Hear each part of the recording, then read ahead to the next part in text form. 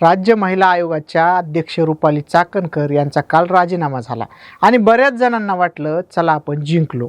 पण चाकणकर यांच्या राजीनाम्याने या प्रकरणाला न्याय मिळाला असं वाटतं का? चाकणकर ह्या कुठल्या पदावर नसल्यापासून खरातच्या भक्त होत्या. खरातने मंत्र्यांना कानात सांगितल्यानंतरच चाकणकरबाई एक एक पद पुढे सरकत गेल्या आणि राज्य महिला आयोगाच्या अध्यक्ष बनल्या. त्यानंतर चाकणकरबाईंनी हा आयोग विकृत खरातच्या पायाशी नेऊन ठेवला. पण एकट्या चाकणकरबाईच नाही तर राज्यातील अनेक मंत्री, आमदार, छोटे मोठे पुढारी, केंद्रातील मंत्री हे सगळेच खरातच्या पायाशी लोटांगण घेत होते. त्यांचं काय करणार? खरातच्या पेनड्राईव्हमध्ये अनेक मोठ्या लोकांची नावे आहेत.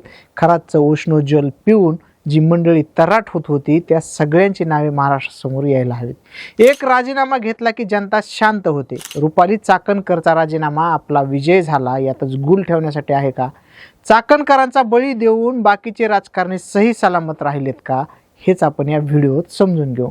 नमस्कार, मी बालाजी आणि तुम्ही पाहताय कार्यारंभ. काल रुपाली चाकणकर यांनी राज्य महिला आयोगाच्या अध्यक्षपदाचा राजीनामा पक्षाच्या अध्यक्षा सुनेत्रा पवार यांच्याकडे दिला. हा राजीनामा देत असताना चाकणकर यांच्या चेहऱ्यावर कुठेही पश्चातापाचे भाव नव्हते. त्यांनी अगदी हसत हसत राजीनामा दिल्याच्या या फोटोतून दिसत आहे.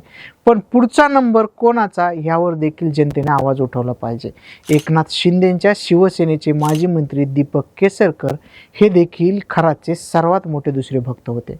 केसरकर शिक्षण मंत्री असताना या खरातच्या सांगण्यावरून कोणाला काही लाभ मिळवून दिलाय का हे तपासलं पाहिजे.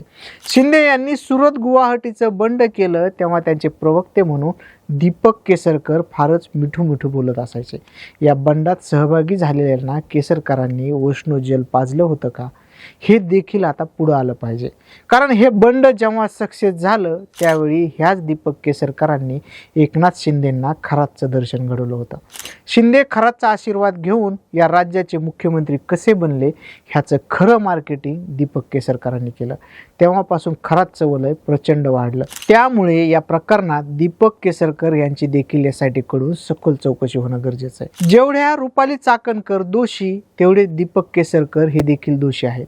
आज जेव्हा त्यांना काही पत्रकारांनी प्रश्न विचारले तेव्हा हेच केसरकर निर्लज्जपणे म्हणतात तो जे काही सांगायचा ते खरं व्हायचं म्हणून लोक त्याच्याकडे जायचे. असले निर्बुद्ध लोक पुरोगामी महाराष्ट्राचे शिक्षण मंत्री होते. हे राज्याचं मोठं दुर्दैव आहे. ही झाली चाकणकर आणि केसरकरांची नावं. पण या देशाचे गृहमंत्री अमित शहा यांच्यासोबत देखील खरातचे फोटो आहेत. देशाच्या गृहमंत्र्यांची भेट अशी सहज कशी होऊ शकते? गृहमंत्री देखील त्याला एकट्याला कशी भेट देतात? अमित शहा आणि खरात यांची भेट घालून देणारा मंत्री कोण आहे? एखाद्या मोठ्या व्यक्तीने शिफारस केल्याशिवाय गृहमंत्र्याची भेट होऊ शकत नाही. त्यामुळे ही भेट कधी झाली, याला शिफारस कोणाची होती, या भेटीचं कारण काय हे पुढे यायला हवं. कारण गेले काही दिवसापासून आमदार रोहित पवार अमित शहांची भेट घेण्यासाठी वेटिंगवर आहेत. राज्याच्या उपमुख्यमंत्र्याचा विमान अपघातात मृत्यू झालाय, त्यात रोहित पवारांना घातपाताची शंका आहे. खरात यांचे एकनाथ शिंदेंसोबत असलेले फोटो, गृहमंत्र्यांसोबतची बैठक, VSR कंपनीच्या कर्मचाऱ्यांसोबत असलेले लागेबांधे, रुपाली चाकणकर, सुनील तटकरे यांच्यावर होणारे जादूटोण्याचे आरोप, अजित पवार यांच्या घराबाहेर आढळलेल्या बाहुल्या या सगळ्यांचा एकमेकात गुंता आहे का याची उत्तरं महाराष्ट्रातील जनतेला मिळायला हवीत. आता त्याही पुढे जाऊन आणखी शंका मनात उपस्थित होत आहेत. खरात प्रकरण उजेडात आलं आणि कोणाची काहीच मागणी नसताना राज्याच्या गृहमंत्र्यांनी तपास SIT कडे सोपवला. या SITच्या प्रमुख पुन्हा त्याच IPS तेजस्विनी सातपुते आहेत, ज्यांनी डॉक्टर संपदा मुंडे प्रकरणाचा तपास केलाय. संपदा मुंडे प्रकरणात काय झालं होतं? पीडितेलाच कसं दोषी ठरवलं हे आपण सगळ्यांनी पाहिलं. रुपाली चाकणकर सारख्या जबाबदार पदावर असलेल्या महिलेनं तर संपदा मुंडे यांच्या चारित्र्यावर शिंतोडे उडवले होते. याही प्रकरणात 200च्या आसपास महिलांचं लैंगिक शोषण झालंय. जे संपदाच्या बाबतीत केलं तेच या महिलांच्या बाबतीत होऊ शकतं. त्यामुळं तक्रार द्यायला किती महिला पुढे येतील, त्यांना IPS सातपुते यांच्यावर कितपत विश्वास राहील हे प्रश्न आहेत. खरात यांच्या संपर्कात सुनील तटकरे होते. या दोघांचा एक फोटो व्हायरल होतोय. तटकरे या फोटोत अधिक ऊर्जावान दिसत आहेत.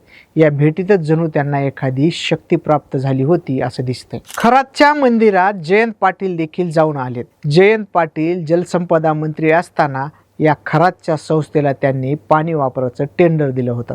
त्यामुळे जयंत पाटील देखील खरातला गुरु मानत होते का? खरात सोबतच मंत्री चंद्रकांत पाटील यांचे फोटो दिसत आहेत. ते देखील एका खुर्चीवर बसून खरात यांचं मार्गदर्शन घेताना दिसत आहेत.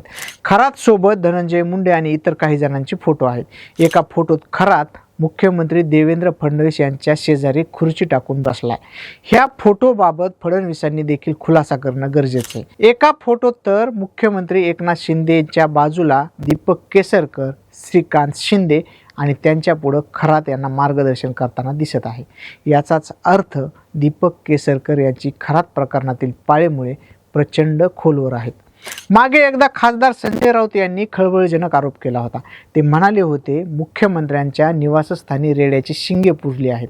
त्यामुळे फडणवीस मुख्यमंत्री झाल्यानंतरही कित्येक महिने त्या बंगल्यावर राहायला जात नाहीत. संजय राऊत यांच्या या म्हणण्यात काही तथ्य होतं का हे आता तपासून घेतलं पाहिजे. हा महाराष्ट्र डॉक्टर बाबासाहेब आंबेडकर यांनी लिहिलेल्या संविधानावर चालतो. कुण्या बुवा बाबाच्या ओशनो जेलवर किंवा रेड्यांच्या पुरलेल्या शिंगावर चालत नाही हे जनतेला दाखवून द्यायला हवं. सर्वात महत्त्वाचं म्हणजे महाराष्ट्रात अशी अनेक प्रकरणे आहेत ज्यांची पुन्हा कधीच उत्तरं मिळाली नाहीत. मुद्रांक घोटाळ्याचा तपास सुरू असतानाच तेलगी मेला. सिंचन घोटाळा, शिखर बँक घोटाळा प्रकरण सुरू असतानाच अजितदादांचा संशयास्पद विमान अपघात झाला. म्हणून आता खरातच्या जीविताची काळजी वाटते. खरातच्या जाळ्यात अनेक IPS अधिकाऱ्यांच्या कुटुंबातील नावे आहेत. अनेक उद्योगपतींच्या घरातील महिला आहेत. अनेक राजकारणी लोक त्याचं जेल घ्यायचे. कप सिरप आणि वायग्रा मिक्स असलेल्या ओशनोसाठी पाणी कुठून यायचं हे सगळ्यांनी व्हिडिओत बघितलंच आहे. संजय राऊत यांनी तर खरातसोबत राज्यातील 9 मंत्र्यांचे लागेबांधे होते. त्यांच्यात आर्थिक हितसंबंध होते असा आरोप केला. त्यामुळे आपलं नाव पुढे येऊ नये म्हणून राजकारणी लोक काहीही करू शकतात. अमेरिकेत एप्स्टीन असाच मेला. खरातला असा मरू देऊ नका. नीरज जाधव नावाचा ऑफिस बॉय पोलिसांच्या ताब्यात आहे. त्याच्याकडे CCTVचे सगळे रेकॉर्ड आहे. त्यामुळे नीरज जाधवची जीवाची देखील काळजी घेतली पाहिजे. आता खरी परीक्षा अंजली दमानिया आणि सुषमा अंधारे यांची असेल. या सगळ्या नेत्यांची नावे त्या बाहेर काढणार का की चाकणकराची विकेट घेऊन त्या देखील शांत होणार? बाकी तुमची मतं आम्हाला कमेंट करून सांगा. व्हिडिओला लाईक करा, शेअर करा आणि कार्यारंभवर नवीन असाल तर सबस्क्राईब करायला विसरू नका. कार्यारंभ डिजिटल या आमच्या फेसबुक आणि इंस्टा पेजला फॉलो करा. धन्यवाद.